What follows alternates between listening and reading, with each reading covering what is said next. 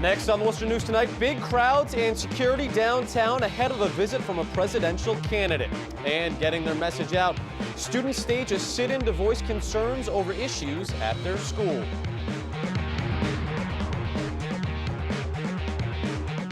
Good evening. Thanks for joining us. I'm Tim McCone. Big crowds inside the DCU Center. Republican presidential frontrunner Donald Trump is in town tonight. We're told more than 10,000 people attended his campaign rally. He's drawing supporters, some protesters, and others just curious to see what Trump will say next. Here's a few of the topics Mr. Trump covered tonight. They're using the internet and they're recruiting people. And then the people go out to fight for ISIS. And then we let them back into the country. We let them back in. Where have you been? I've been fighting for ISIS. Oh, come on back in. Go back home to Texas. No, how stupid are we? When they leave the country, when they go to fight for ISIS or Al-Qaeda or whoever the hell they're fighting, they never, ever come back into this country again. Ever.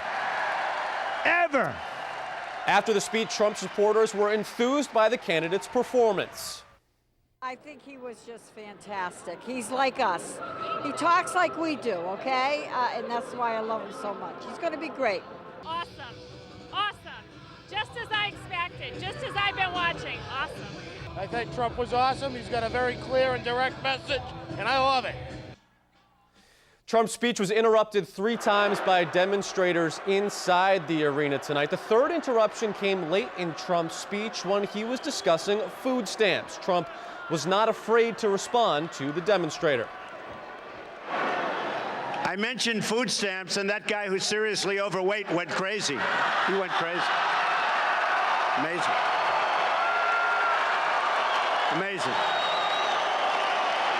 Prior to tonight's event, Donald Trump fielded questions from the media for about 25 minutes, including why he chose the city of Worcester for his rally. Because I love it, that's why. And I love the people, and they've been so supportive, and I get notes and letters and emails and everything from this area. And I don't know if you saw, but in Massachusetts, we have a 48 in terms of the poll, and I think second is, what, like 9 or 11? We're 48. Second is, actually, I think it was 9. It didn't even crack double digits. I love Massachusetts. I have many, many friends in Massachusetts, and it's just an amazing place. And I think we're going to do really well. Forget about in terms of primaries. I think we're going to do great in the general election. Crowds outside the DCU Center tonight wound around the building and went on for several city blocks. The rally's start was actually delayed about a half hour. At one point, the Trump campaign said there were still 4,000 people waiting in line to get in after 7 o'clock. Rallygoers were met by a couple of groups of protesters outside. It's Trump's stance on immigration that's one of the big topics of concern. We don't support his bigoted views. We don't support the hatred that he brings to America. We don't support how he overgeneralizes and calls everyone criminals, rapists, because that's not what we are. That's not who we are.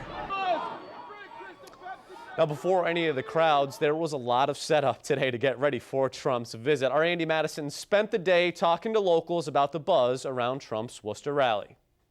Taking care of the vets. You understand. He is perhaps the one Republican presidential candidate many seem to already have strong opinions about. If I had a chance, I would see him, you know. It's being pretty interesting what he has to say about all these current events. I do think he is a little bit of a showboat, and he's getting attention just with some radical comments.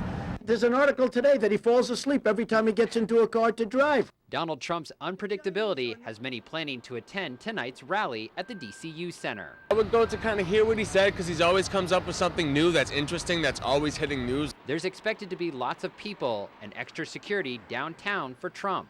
I do know I work right over here, and there's going to be an awful lot of traffic to avoid tonight. While most candidates are spending a lot of time in places like New Hampshire and Iowa, Trump is the first Republican candidate to come to the area.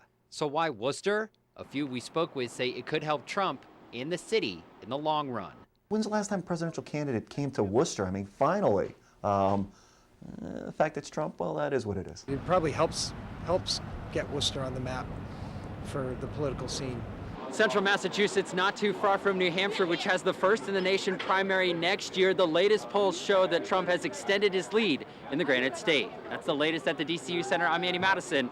We'll send it back to you. All right, thanks, Andy. Well, an Auburn man is facing multiple charges tonight. Police say he killed his girlfriend's dog for allegedly keeping him awake at night. 26-year-old Gregory Fargnoli was arraigned in Worcester District Court. He's accused of beating the dog to death. His roommate says Fargnoli works the night shift and was upset the dog was barking when he was trying to sleep.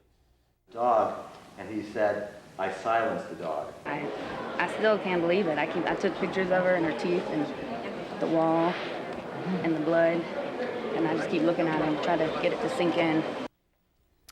Fargnoli also faces firearms charges and domestic assault and battery. He was held without bail. He's due back in court for a dangerousness hearing next week. Students at David Prouty High School in Spencer stage a sit-in Wednesday. They missed some classes today to get their message across. Students say they have issues on how administrators are managing their school district. Our Olivia Lemon has the details. The Spencer East Brookfield School District needs your help. More than 200 students at David Prouty High School stage a sit-in Wednesday, tweeting out these pictures and videos of their demonstration. We've been trying for months to have our voices heard and nothing's been done. So we felt that we need to make waves and we need to have our voices heard in the community. So here we are today doing that. Senior Carter Bemis says he and a small group of friends came up with the idea of the sit-in and word quickly spread. He says there are a lot of problems at the school, including the cutting of the music program and an award-winning show choir. Music is everything to some kids, and if you take that away, then obviously this is what happens. This is a program in its first year that performed in 4 competitions, won either a silver or gold medal, and finished first or tied for first in all 4 competitions. Greg Rossum has a senior student at Prouty. He says the lack of understanding about the importance of extracurricular programs from the school committee and superintendent is a cause for concern. Priority is kids first. I'm sorry. You know, I mean, hey, you get paid the big bucks to do something. Well, do something right.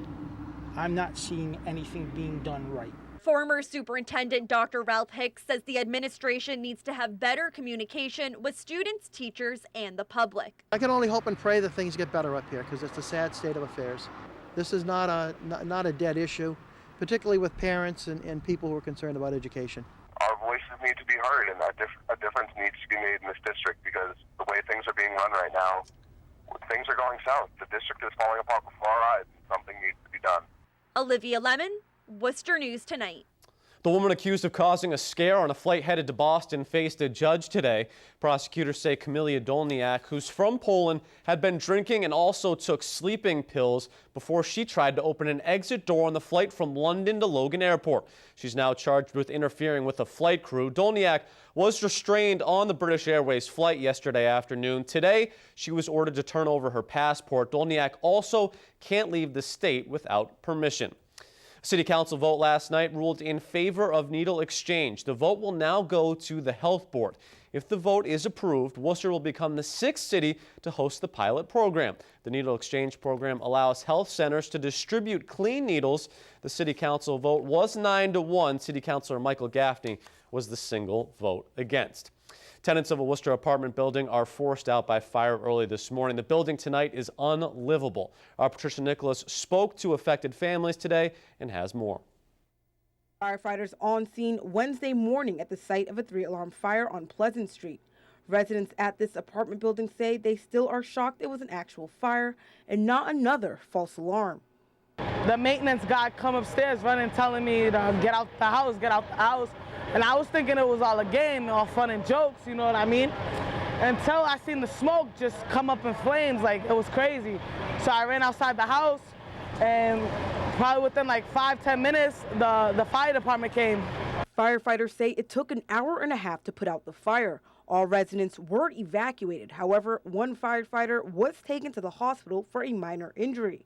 Anthony Vinton's cousins lived in the building. He says he arrived on scene just as the fire was raging. So I showed up here. There was fire trucks and everything around here, all up in the windows, with ladders and all. Everything was smoked up on fire, the whole 9 yards. The American Red Cross was also on scene to help the displaced residents. Vinton says his family lost everything, but he is grateful because the outcome could have been worse. It's really horrible to see this because it's my family up there. Thank God somebody walked across the hall instead of knocking on their door, because honestly they would have thought it was another false alarm because the alarm was always going off. And when they knocked on the door, smoke just started pouring in the house. Jana Comir says her beloved cat didn't survive the fire. It's the one thing she says she can't replace. I'm happy to have my friends and family okay, but to lose my animal, it was something to me.